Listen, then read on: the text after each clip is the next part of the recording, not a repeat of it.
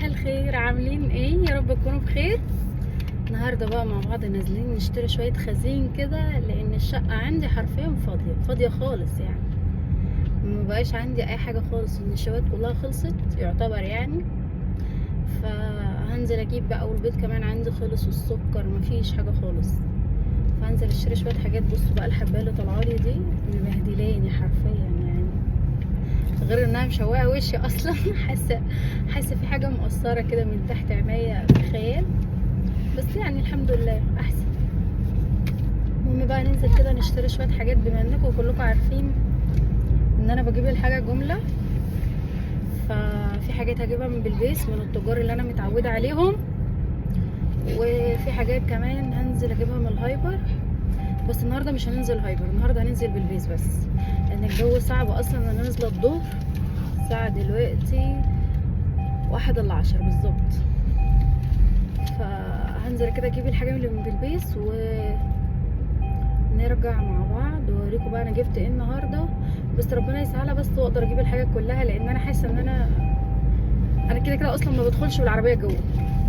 العربيه دايما بركنها بره كده على الاول، علشان خاطر دخلت بها مرتين الحمد لله. يعني العين جابت الاخر مع العربيه.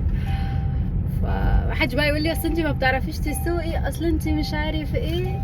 لا يا جماعه، مش مشكله سواقه والله، بس العين بتفلق الحجر اقسم بالله. اسالوني انا على موضوع العين، اقسم بالله بتفلق بمعنى الكلمه يعني. مبهدلاني. العين مبهدلاني. فالحمد لله يعني، جت كده على كام خدشه بسيطه. وبالذات بتوع التكاتك يعني بيستهبلوا، والله العظيم بيستهبلوا. ما شفتش حد بتاع توك توك عدل اقسم بالله. تحس ان هم يعني مش عارف في ايه يا جدعان. يعني انا بنزل بالبيس كانهم اول مره اشوف واحده ست سايقه عربيه. هو في ايه يعني؟ كميه بصبصه وتريقه وتلقيح. هو في ايه؟ هو انتوا بجد في ايه؟ هو انا واخداها يا جماعه من فلوس حد؟ يا جماعه هو في ايه يا جماعه؟ مش عارفه والله العظيم، انا ما عارفه اقسم بالله. يعني والله كأن انا واخده ورثهم وراحه يعني. معلش بقى ايه، مطب كده فالحامل تلوح شويه.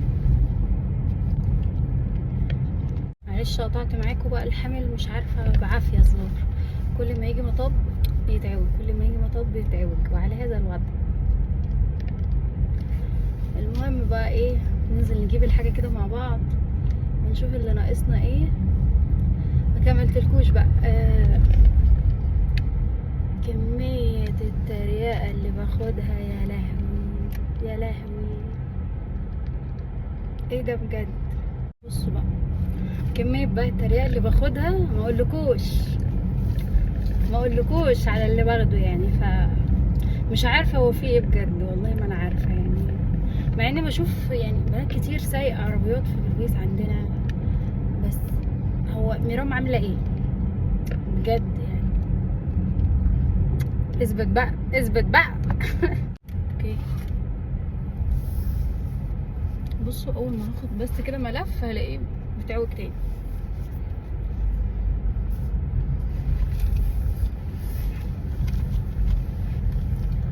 ف يعني كنت عايزه اعرف يا جماعه، هو ايه في ايه؟ هو بجد في ايه؟ هو المشكله في ميرام نفسها، ولا في حاجه تانية في دماغكم مخلياكم يعني متضايقين من اي واحده ست بتسوق عربيه؟ في ايه؟ مش عارفه والله العظيم يعني، مش عارفه اقول لكم ايه. بحس الواحد كده مش لاقي كلام يقوله ويوصف البلاوي اللي الواحد بيشوفها في الطريق بجد. حتى في الطرق يعني بلاقي ناس بتقف تتنح قدامي. هو في ايه؟ عربيه ماشيه يا جدعان، مين اللي سايقها دي بقى؟ مش بتاعتكم يعني، مش بتاعتكم. الست اللي سايقاها، الراجل اللي سايقها، ايه اللي مزعلكم بجد يعني؟ انا عايزه اسمع بس النقطه دي يعني، ايه اللي مزعلكم يا جماعه؟ وكاني واخداها من ورث حد، خدت فلوس حد وانا ما اعرفش ولا ايه؟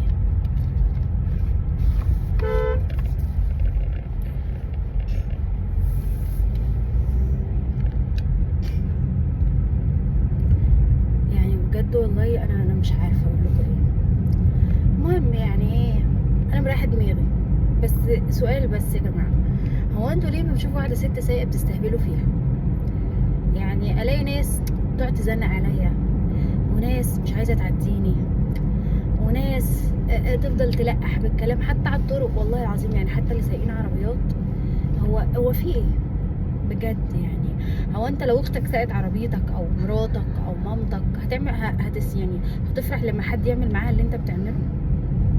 بجد والله. والاقي ناس مثلا بتشغلني مثلا على الطرق، يطلعوا جري يزنقوا عليا، اللي يعدي بقى يعدي يتمخطر من قدامي، واللي يبص عليا وعايزني اطير من فوق منه. انا مش مركبه جناحات اقسم بالله، يعني العربيه والله ما فيها جناحات يا جدعان، ما فيهاش جناحات عشان اطيرها من فوق البني ادمين، يعني عشان الاقي ناس كميه الاستهبال يعني والله ما تتخيلوها.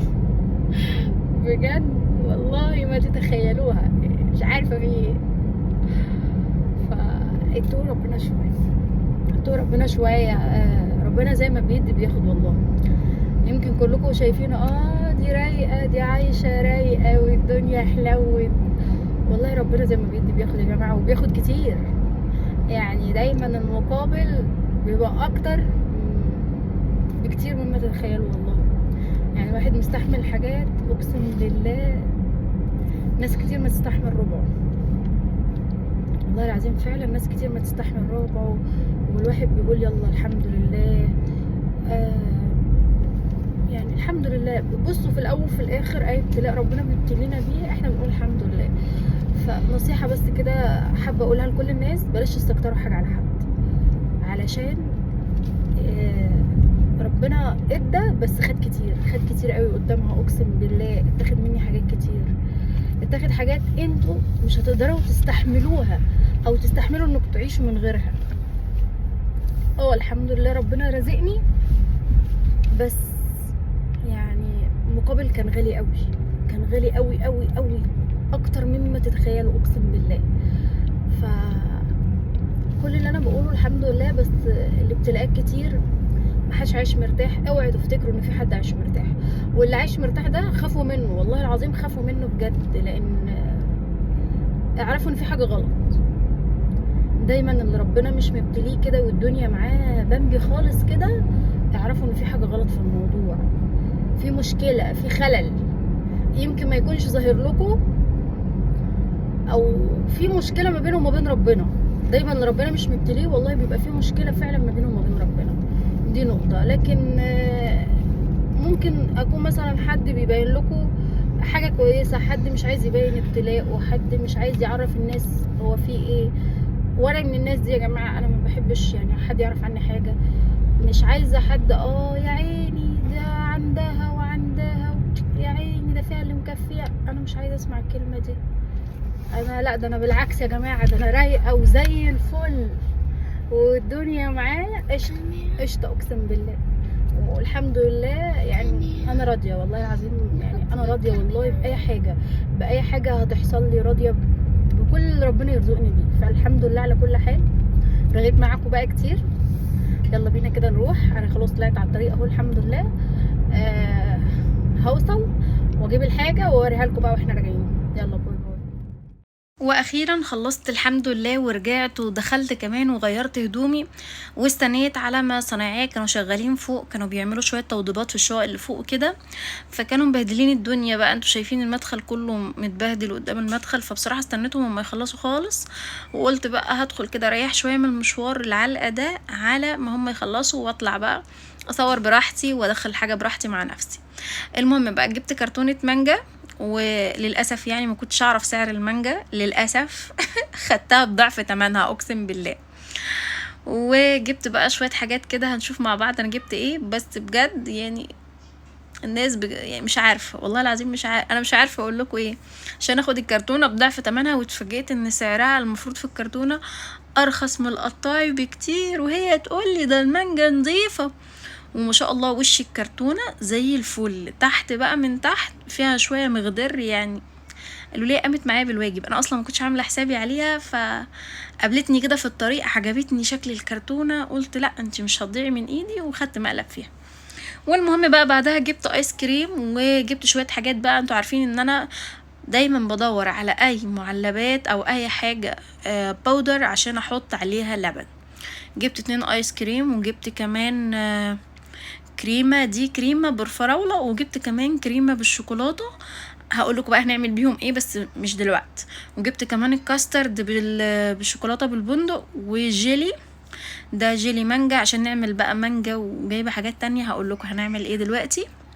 وجايبه كمان جيلي، ده بقى اول مره اشوفه، يعني انا اعرف ان في جيلي مانجا وجيلي فراوله، بس ان انا الاقي بقى فراوله بالموز دي جديده، دي جديده وعايزين نجربها، لسه ما جربتهاش، هجربها معاكم، بس يعني مش عارفه، حاساها غريبه شويه. فبما اني اي حاجه بودر بلاقيها بجيبها.